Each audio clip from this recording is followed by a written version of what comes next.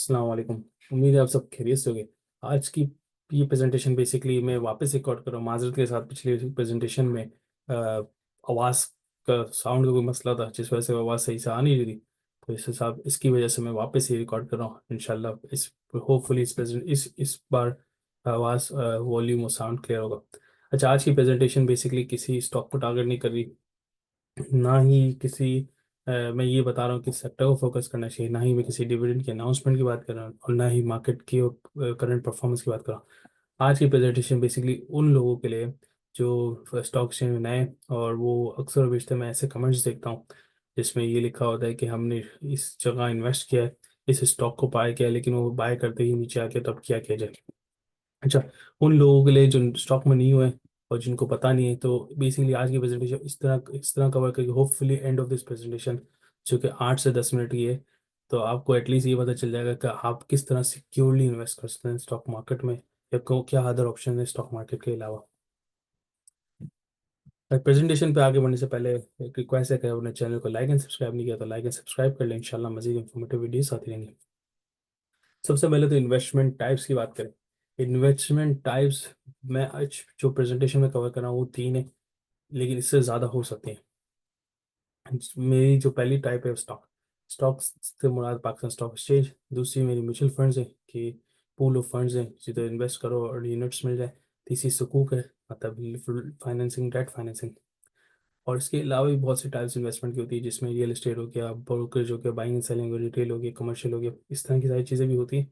लेकिन आज की मेरी जो डायमेंशन और जो ईजी है, जिसमें आपका इन्वॉल्वमेंट ज़्यादा नहीं है, उस उन तीन चीज़ों पर फोकस किया। स्टॉक पे बात करें तो स्टॉक एक्सचेंज और पाकिस्तान स्टॉक में इन्वेस्टमेंट कोई ऐसी चीज़ नहीं जो आपको पता नहीं। इसका तरीका सीधी सीधा है, स्टॉक ब्रोकर के पास अकाउंट खुलवाएं और फिर फिर आप स्टॉक बाइंग एंड सेल कर सकते हैं। सबसे बड़ा मसला इसमें क्या होता है, सबसे पहले इस किसी भी स्टॉक को बाय एंड सेल करने से पहले इसके बाद इसके बारे में आपके पास रिसर्च होनी चाहिए, मतलब आया इसको बाय करना चाहिए नहीं करना चाहिए। जो न्यू बी होते हैं, जो न्यूली लोग होते हैं, बगैर रिसर्च के बाय एंड सेल करते हैं, तो इससे होता ही है कि उनको इवेंचुअली लॉस होता है। तो सबसे रिसर्च करके क्या फाइंड करना है, आपने पहले फाइंड करना है जिस स्टॉक में इन्वेस्ट करें उसका सेक्टर का लीडर कौन है और वो किस डायरेक्शन में चल रहा है। दूसरा कि म्यूचुअल फंड ये दूसरे लोग इन्वेस्ट कर रहे हैं या नहीं कर रहे। तीसरा, इसके बारे में कोई न्यूज़ है या नहीं। इन केस अगर कोई न्यूज़ है तो उस चीज़ को भी अपने न्यूज़ से मुराद ये कि अगर इसके बारे में कोई न्यूज़ चल रही है, एक मिसाल के तौर पर रिफाइनरी पर आज की काफ़ी न्यूज़ चल रही है, बैंकिंग सेक्टर पर इंटरेस्ट रेट की डाउनवर्ड डिक्लाइन की न्यूज़ चल रही है, तो ये सारी चीज़ें आपने रिसर्च करनी। इसके आखिर में आपने यूट्यूब एनालिस्ट की वीडियोस देखनी हैं जो कि काफ़ी इंफॉर्मेटिव होती है अक्सर।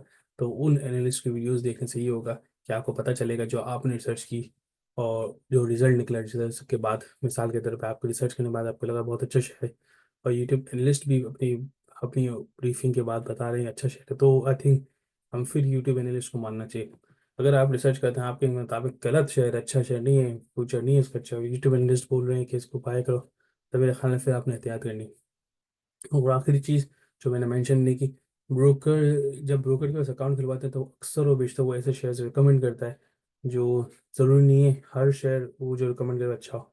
तो उसको बड़ा ख्याल करना है, क्योंकि हमेशा याद रखना ब्रोकर एक ब्रोकरेज कंपनी का बिजनेस तब होता है कि वो बाइंग एंड सेल करवाए लोगों से, या अपनी जो होल्डिंग इसने की हुई है या हिस्टोरिकली जो लोगों को सजेस्ट किया था, अगर वो शेयर गिर जाए ना तो ये नए यूजर्स को बोलेगा बाय करें, तो वो अपने आप को बचाएगा।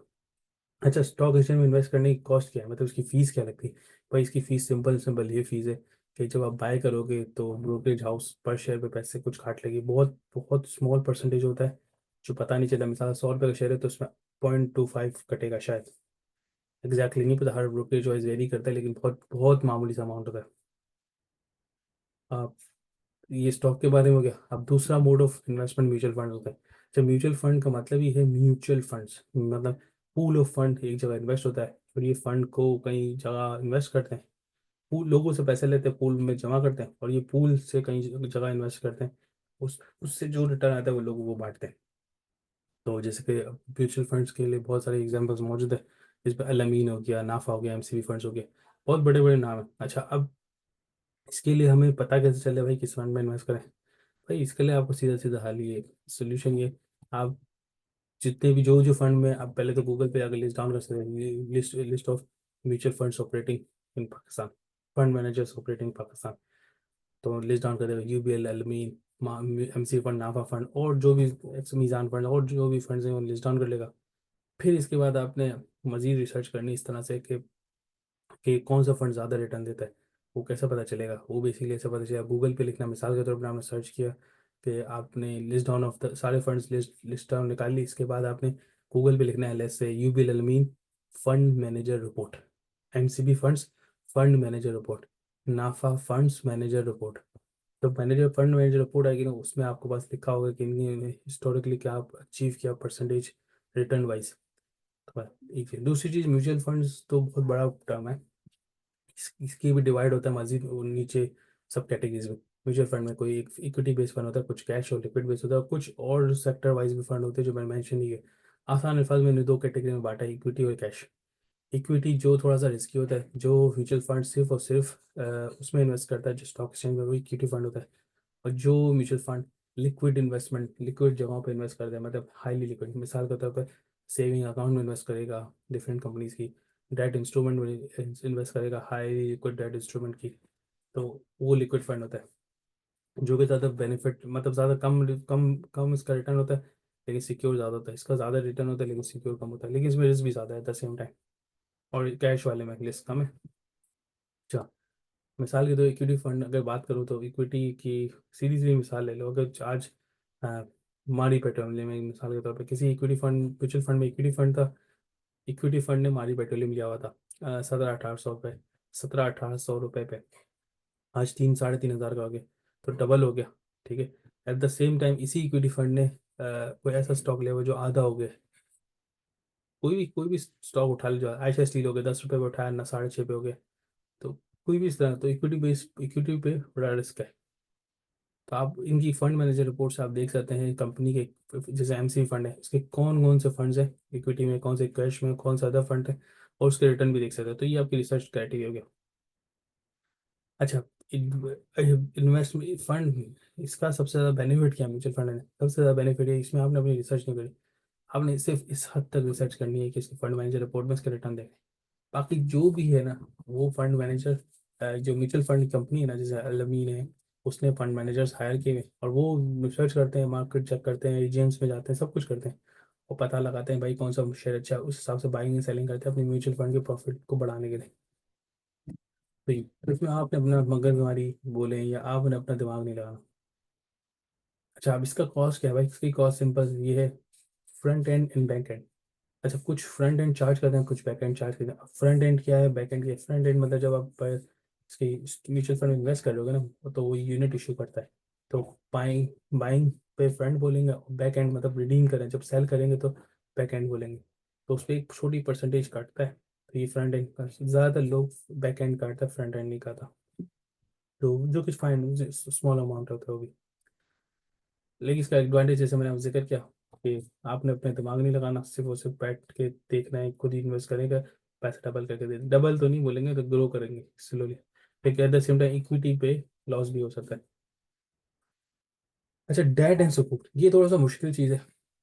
डेट एंड सुकूक क्या होता है कि किसी कंपनी को लोन की ज़रूरत थी, तो वो गई स्टॉक एक्सचेंज के पास और अपने स्टॉक को, अपने लोन को रजिस्टर कर दिया, मतलब लिस्ट कर दिया, और लोगों को बोला भाई तुम पैसे दो, हम आपको एक फिक्स पीरियड में वो देंगे, सूद देंगे या प्रॉफिट देंगे, तो या रेंट देंगे। सूद डेट मतलब ये जो नॉन इस्लामिक, और सुकूक मतलब इस्लामिक। इसमें सुकूक का कॉन्सेप्ट ये मैंने लिखा था, जिसमें एक आदमी से पैसा लेते हैं दूसरी जगह, और उसके बदले में उसको एसेट की के पे जो रेंटल आता है वो देते हैं। मिसाल के तौर पे एक सुकूक होल्डर है, इसने पैसा दिया किसको, लेट्स से के इलेक्ट्रिक को दिया, के इलेक्ट्रिक इसको सर्टिफिकेट दे देगी, लेकिन और बोलेगी भाई तुम्हें सर्टिफिकेट देनी है सुकूक का, और इसके बरस में तुम्हें कुछ एसेट अलोकेट कर देते हैं, और वो एसेट से जो जो कमाएंगे, मतलब जो रेंटल उस एसेट का बनता है वो हम आपको दे देंगे पीरियोडिक पेमेंट की शक्ल में, प्रॉफिट की शक्ल में, रेंटल की शक्ल में। और डेट में क्या होता है, वो भाई आप इसको कंपनी को उधार देते हैं, कंपनी अपने उधार पे परसेंटेज इंटरेस्ट देती है आपको हर मंथली क्वार्टरली या 6 मंथली, जो भी अरेंजमेंट होती है इस तरह। अच्छा, इसमें सबसे बड़ा रिस्क और सबसे बड़ा नेगेटिव पॉइंट ये है कि इसमें अमूमन तौर पे ना, ये बहुत ज़्यादा लिक्विड नहीं होते, मतलब ये कि लोग ज़्यादा बाइंग एंड सेलिंग नहीं करते, ट्रेडिंग नहीं होती। दूसरी चीज़ की फेस वैल्यू बहुत बड़ी, मिसाल के तो एस्करी बैंक है ना, मैं देखूँ ये एक मिनिमम इसकी लॉट 1 है और एक एक लॉट की वैल्यू 10 लाख है। अब मेरे पास मिसाल का 10 लाख नहीं है, तो मैं क्या करूँगा, मैं नहीं कर सकता, लेकिन तो मैं सस्ते वाले शेयर ढूंढूंगा। लेकिन एक चीज़ याद रखना, इसमें प्रॉफिट रेट, जिसका रेट सबसे कम होगा सबसे ज़्यादा सिक्योर होगा। जैसे सरकारी बैंक काफ़ी सिक्योर है। और आप देखें ना, ये TPL कॉर्पोरेशन 2.5% दे रहा है। क्यों दे रहा है 2.5%? भाई सीधी सीधी बात है, ये 2.5 इसलिए ऑफर कर रहा है कि लोग इसका खरीद नहीं रहे होंगे, तभी 2.5 ऑफर कर रहा है ना। तो इस तरह की चीज़ें आपको माइंड में रखनी पड़ती है। इस तरह के अरेंजमेंट में कंपनियां डिफॉल्ट भी करती हैं, मतलब default in payment of loan, default in payment of interest या प्रॉफिट। तो ये रिस्क रहता है। मैं यूजली सुकूक में नहीं करता, लेकिन अ, अगर आपको कोई ऐसा सुकूक नज़र आया, आपको बाय करना है, सेल करना है, तो आप क्या करेंगे, अपने ब्रोकर को फ़ोन करेंगे, बोलेंगे मुझे सुकूक में बाय करना है। और लेट्स से आपने हब पावर होल्डिंग कंपनी, आप अपने ब्रोकर को बता दें कि हब पावर होल्डिंग कंपनी के मुझे एक शेयर बाय करना है, एक लॉट बाय करना है। तो बोलेगा 1 लाख है, मैं ऑर्डर डाल देता हूँ, अगर कोई सेलर आएगा तो मैं बाय कर लूँगा। तो इस तरह से इसकी अरेंजमेंट होती है। कोई ज़्यादा कॉम्प्लेक्स नहीं है, लेकिन मैं अवॉइड करता हूँ कि इसमें risk of default in payment है, और ये लॉन्ग टर्म होता है अमूमन तौर पर। अच्छा, ये 3 चीज़ें थी। ये सबसे बेस्ट क्या है, तीनों चीज़ें सबसे बेस्ट बेसिकली ये है, म्यूचुअल फंड बेस्ट है। क्यों? म्यूचुअल फंड में आपने अपना दिमाग नहीं लगाना। म्यूचुअल फंड कंपनी स्टैब्लिश हुई है, वो कंपनी इन्वेस्ट करती है, और वो कंपनी अपने बंदे बिठाए हुए, एक्सपीरियंस बंदे बिठाए हुए, वो रिसर्च करते हैं, वो सारा काम करते हैं, हमें रिटर्न देते हैं। हमारी क्या मसला है? कुछ मसला नहीं है, बहुत अच्छी बात है। तो मैं ये म्यूचुअल फंड को प्रेफर करूँगा तीनों में से। अगर मिसाल के तौर पर आप न्यू इन्वेस्टर है, ठीक है, स्टॉक मार्केट में है, तो आप क्या करें भाई, आपके 1 लाख रुपए, तो आप मेरी पर्सनल सजेशन है, आप 60 से 70 हज़ार म्यूचुअल फंड में लगाएं, बाकी 30 हज़ार आप अपनी लर्निंग में लगाएं, स्टॉक एक्सचेंज में वो स्टॉक्स लें जो आपको लगता है कि क्या नाम है, ग्रोथ, हाई ग्रोथ है, सेक्टर लीडर स्टॉक जितने भी, जैसे पावर कंपनी हबको है, अ, इस तरह से आप सीमेंट कंपनी में लकी सीमेंट है, इस तरह के सारे बड़े बड़े शेयर लेके आप समझ, लर्निंग के लिए अच्छा समझ सकते हैं। लेकिन म्यूचुअल फंड थोड़ा ज़्यादा सिक्योर है as compared to investing directly in stock. I think यही मेरा आज का मैसेज था, होपफुली समझ आ जाएगा। लेकिन आप एक चीज़ याद रखें, किसी की बाइंग एंड सेलिंग कॉल पे आप बाय सेल ना करें, आप ही का नुकसान है, खासतौर पर नए नए यूजर्स जिनको सिर्फ ये नजर आता है कि भाई स्टॉक ऊपर जा रहा है। आई थिंक दैट्स इट, यही मेरी व्यू था, यही मेरी लर्निंग सेशन था। कोई चीज़ मिस आउट के तो बताना, इंशाल्लाह मैं कवर करूँगा। और अगर चैनल को लाइक एंड सब्सक्राइब नहीं करते, चैनल को लाइक एंड सब्सक्राइब करें, इंशाल्लाह मज़ीद इंफॉर्मेटिव वीडियोस आती रहेंगी।